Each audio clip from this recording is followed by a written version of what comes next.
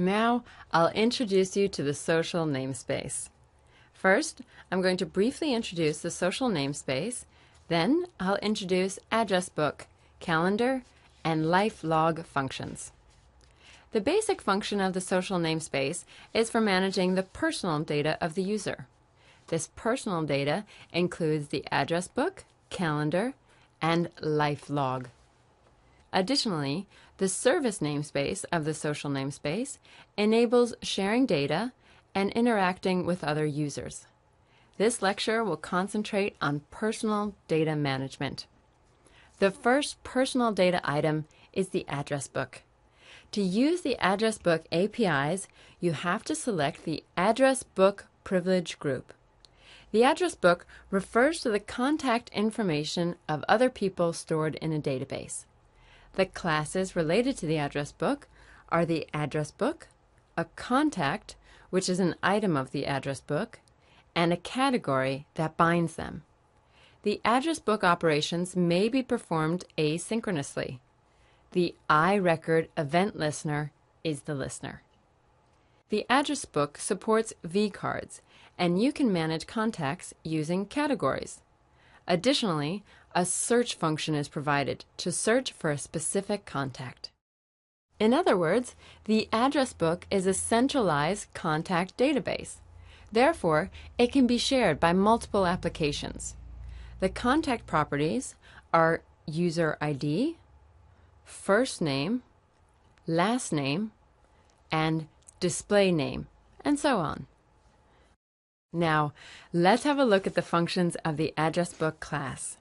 The category management provides functions to add, update, and remove a category, get the number of a category, and get the entire list of a category. Additionally, functions are provided to manage each contact by adding, removing, and updating a contact in the address book. The function to get the contact of a specified category is also provided. Finally, the function to search for a contact in the address book with the email, name, phone number, or user ID is available. Now let's take a look at how to add a contact to the address book. First, the address book instance should be created and constructed. The contact information should be prepared to add the contact.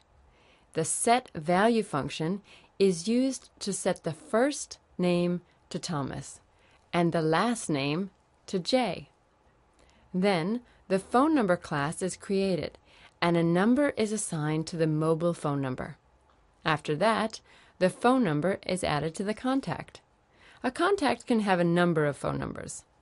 An address has been added to the contact using the address class, and then the contact is added to the address book. Next, I'll show you how to add a category.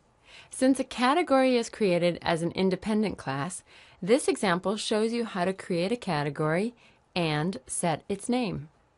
Then, the category is added to the address book, and the created contact is added to that category. Finally, to update the contents of the category, the update category function of the address book has been used. Now, let me show you how to get data from the address book.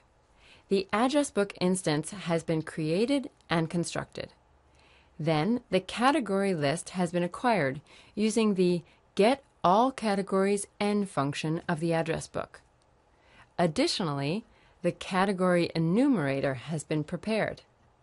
Now, let me show you how the procedures to get contacts in sequence by enumerating the category using the enumerator. Here, the second parameter 1 is used to get the contact in the unit of a page. The 1 indicates the first page, and 100 indicates that 100 contacts will be retrieved per page. The return value is a list. This example shows you how to get each contact enumerating the list and extract the first name and last name of each contact. Finally, the enumerators and the lists must be deleted. This example shows you how to search for a contact.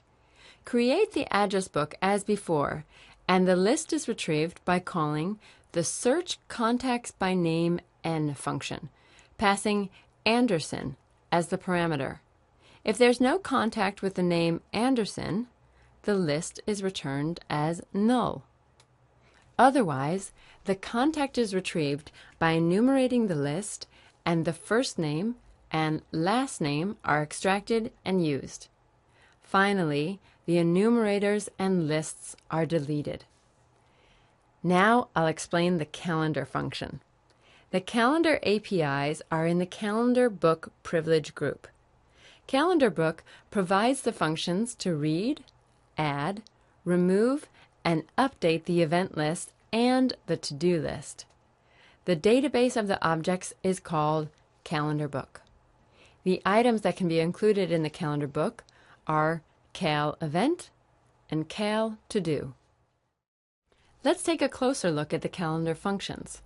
First of all, the functions are provided to add, remove, update an event, or a to-do item in order to manage the calendar. Next, functions to get the contents of the calendar are provided. The getEventN function returns the event ID. The getEventN and getEventInstances functions return the events in a specific period of time in sorted and unsorted orders. Additionally, the getToDoCount function to get the number of to-do items, the getToDoN function to get a specified to-do item, and the getTodosN function to get multiple to-do items at the same time are also provided. The getEventInstances function is used to asynchronously get the items within a specified period of time. Let me show you some sample code to synchronously get events. First, the calendar book has been created.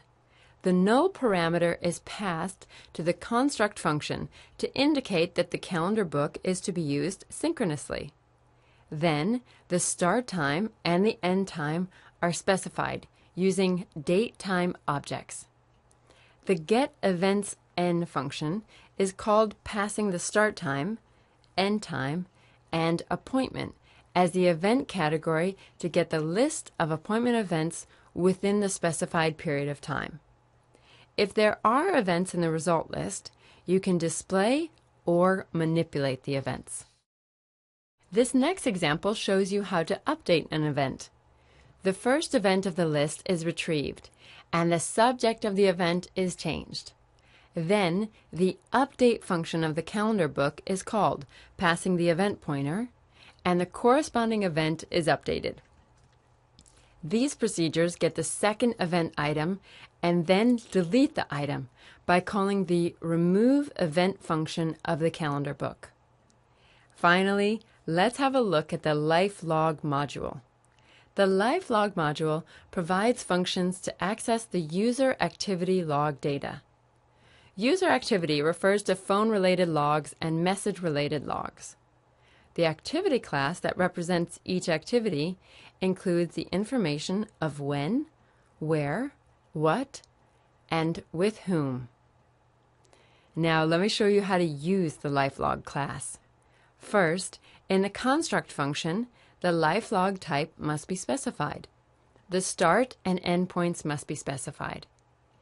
Additionally, to get specific values, a filter can be used, and you can also determine the order of the acquired data by using the sort order. There are also functions to get the minimum maximum logs for a specified property, such as the longest call record or the most frequently called person can be retrieved. You can also get the average, count, summation, the enumerator to access the log in sequence, and the most occurred value. This function gets an outgoing or incoming call record from the call activity. First, the lifelog class is created and constructed. The activity parameter is set to call to get the activity log of the call records. Then, the filter string is created. The filter string is set to a specific phone number and passed to the lifelog. Then, to determine the order of the records in the log, the set sort order function is called. The records are sorted in ascending order of the phone number and sorted in descending order of the timestamp. If the getEnumeratorN function is called, you can access the filtered log list sequentially. You can see the procedures to access the log by using the enumerator and get the timestamp, the direction, and the duration from the log. Let's have a look at the filter string in more detail. A filter string basically consists of the property name, the operator, and the value. Additionally, other properties and values can be set using the AND/OR operator. As you can see in this example, you can use exact matching to filter out the records where the property is not the specified value. And you can also use comparison operations. The like operation filters out records where the property is not similar to the specified property. You can also use various filters by combining property and value pairs through the AND or OR operator. This example is a program to get the most frequently called phone numbers. The log is set to activity call, and then the object is constructed. The log is enumerated by calling the getMostOccurredValuesN function, passing the phone number and the count. Then you can get the most frequently called phone number from this enumerator, and you can get the number of calls of the phone number using the occurred count value. Now, let's sum up the social namespace. The social namespace provides functions to manage personal information, including the address book, calendar book, and life log. The address book is used to manage the contact database that can be shared by multiple applications. The calendar book is used to manage the event list and the to-do list. The address book and the calendar book can be synchronously or asynchronously searched. The life log is used to access the call log or the message log.